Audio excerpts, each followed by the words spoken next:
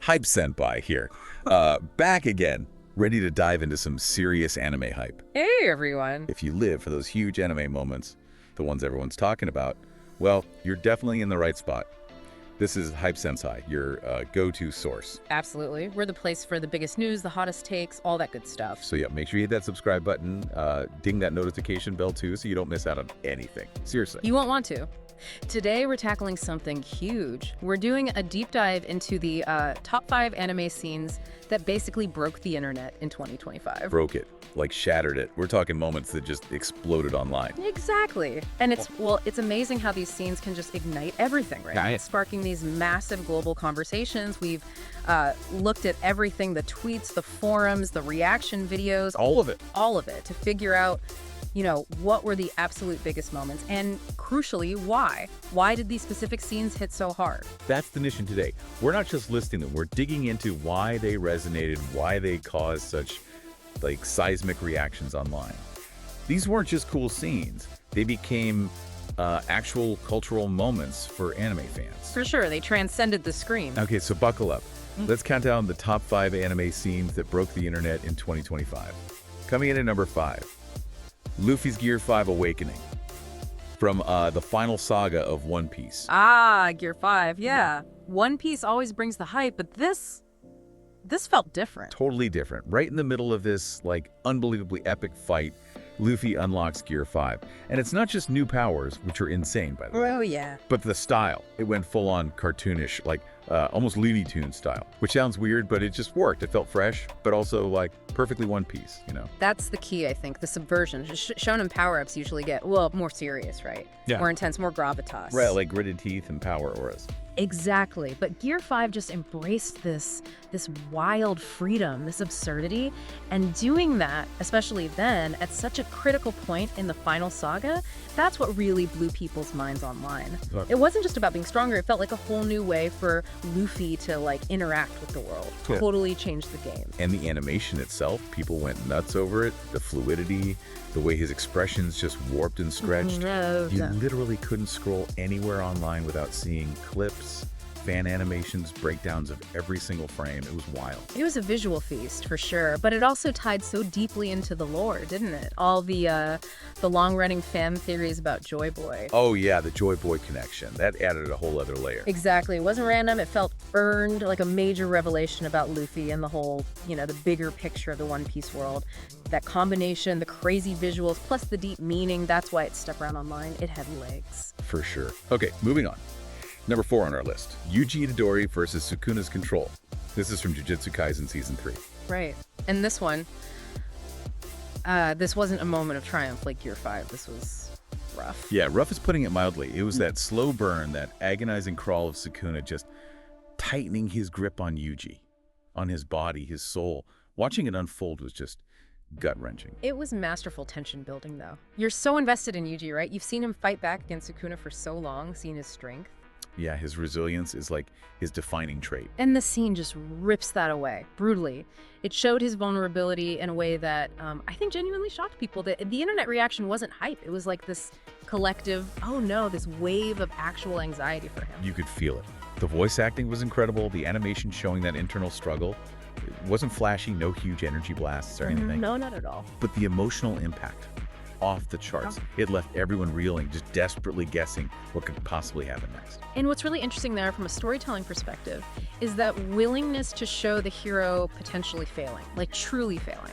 Right, usually the hero pulls something out at the last second. Exactly. But JJK went dark here. It leaned into the uncertainty, the fear, and that subversion, that willingness to go there, that's what made it unforgettable. People had to talk about it. No kidding. Okay, cracking the top 3 now. Number 3. Also from Jujutsu Kaisen Season 3, Gojo escapes the prison realm. Yes. Gojo's back. Man, after feeling like he was sealed away for basically forever. It felt like years in real time. Right, the second he broke free, the internet just erupted. Pure joy, pure relief, just an explosion worldwide. And the buildup was perfect. His absence really changed the whole dynamic of the show. You know, it created this constant unease. You felt the power vacuum. Totally. So the creators knew exactly what they were doing. They understood Gojo's popularity, the symbolic weight he carries.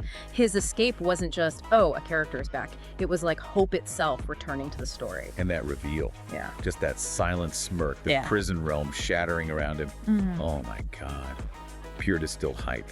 The internet just melted down. Celebrations, people instantly theorizing how he got out. Everyone just declaring Gojo the Jew 8 all over again. It single-handedly kicked off this massive new wave of JJK buzz. Well, Gojo really embodies that archetype, doesn't he? The effortlessly cool, unbelievably powerful character.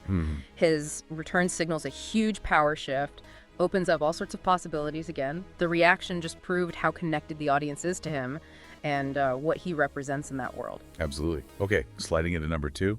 Aaron's return as the final Titan form. Attack on Titan final finale. Whoa. Yeah, AOT.